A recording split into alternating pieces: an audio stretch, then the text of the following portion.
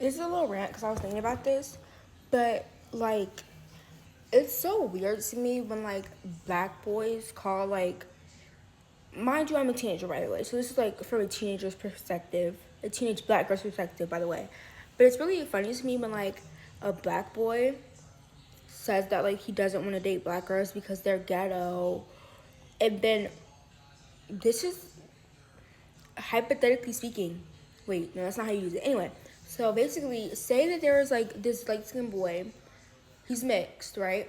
And you sit with him like almost every day at lunch because that you sat with him every day at lunch, like with your friends, of course. And he had no music taste. He has only dated like one black girl that you know of. Um, and when I asked him, like, did he like black girls? He sat there and said that he didn't because he thought they were ghetto and loud. And then he named the black girls that he would date that he thought were not ghetto. That it was barely like 10 people, maybe 5 people. So that means that the rest of the girls in that grade are ghetto. And I don't think so actually, because I feel like a lot of the girls at my school aren't like necessarily ghetto. I don't think they're necessarily ghetto. I think they're just loud and have a personality. Even the girls I don't like necessarily like, even they're not ghetto. Well, they're just like they have a personality and they're loud. But I feel like that shouldn't constitute as ghetto. And it's weird to me that that's what people deem ghetto. You just allow a black girl who has a T body, like your body is T, and that's ghetto. If anything, I feel like that would more be considered grown than ghetto. Like, I'm not calling the girls grown, but I'm like, I feel like that would more be considered like grown than ghetto, because I feel like that's not ghetto. I feel like that's just black girls growing, having to grow up, or feel like they have to grow up earlier than they should. And I think that's why most of us act the way that we act, and that's why we act childish. That's why we giggle and laugh, and all we do is make jokes and stuff, because we're trying to get that little child back. Like, y'all hate on me for that little reborn doll, but generally it's healing me. I'm healing my inner child, because obviously she wanted to grow up way quicker than she should have, and she did that, and now it's taking its repercussions.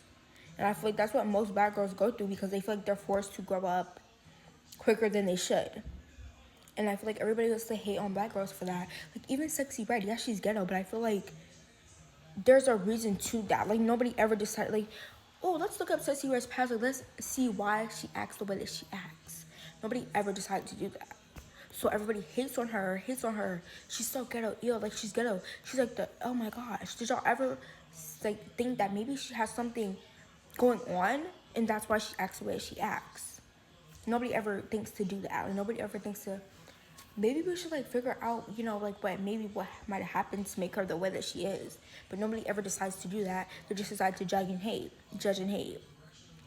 So I think that's like weird to me when people say they won't date black girls because they think that we're ghetto and loud and annoying and we're grown and da da da. Have you ever thought about why we're that way? No, you haven't. You haven't. And some of us aren't that way. Or even why some black girls eventually get whitewashed. Have you ever thought about that? Have you ever thought about why they act that way? No, because y'all only see what y'all want to see and y'all only hear what y'all want to hear. And every time we try to tell you why we act like that, nobody wants to listen. Nobody wants to listen. Because y'all only see us as a caricature of ourselves. And I feel like once y'all get out of that mindset, y'all will really see how wonderful black women are and black girls are. But obviously y'all aren't in that mindset yet. And y'all aren't ready for that conversation yet.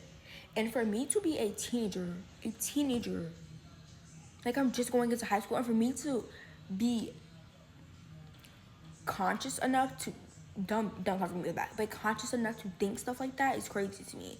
And some of these grown women can't even think about that. Like, some of these grown women can't even get through their heads like, maybe you haven't figured out the reason why we act like this. And everybody's like, oh my gosh, Harry, you're so woke, you're an activist. And stuff like that. And I was like, okay, like, thank you, I am, because I don't have a platform, I really don't. But I feel like when I feel like I need to get something off my chest, I will use the tiny little platform that I have to get it off my chest.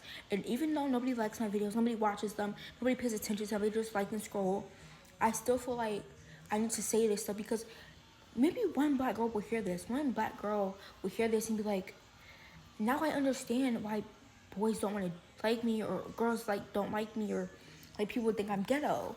Like I understand that, and I feel like now I understand that I don't have to explain myself to anybody, and I should just be my true self, because at the end of the day, people are gonna hate, and people are gonna hate black women and black girls forever, and it will never change. It will never change. And that's it. That's all I have to say. Thank you for listening to me if you did. And yeah, thanks.